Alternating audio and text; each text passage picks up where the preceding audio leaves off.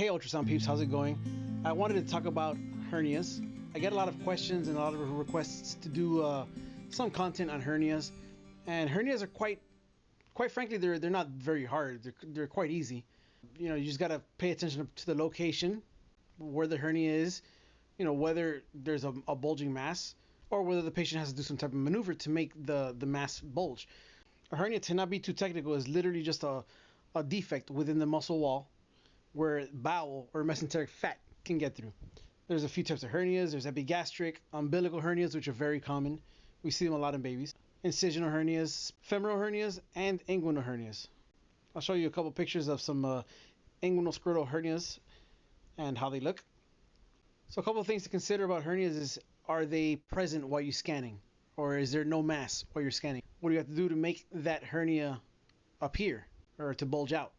So one thing you can do is very easy. You can have the patient do a Valsalva maneuver, increase the intra-abdominal pressure, and it should make the hernia appear, should make the bowel or the mesenteric fat go through the defect and bulge out to where the mass is that they're worried about. So another technique that you can use if Valsalva fails is have the person stand up upright and use gravity and also Valsalva to see if you can make the hernia appear or the bulge appear. In some cases, the hernia is already through the defect and it's incarcerated.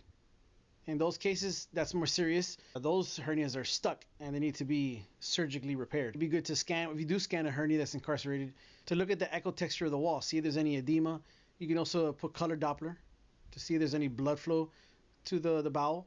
In a case of an incarcerated hernia, there might be hyperemia, there might be edema, the bowel wall may be heterogeneous and thickened, or there may be lack of flow, which could mean ischemia and or necrosis.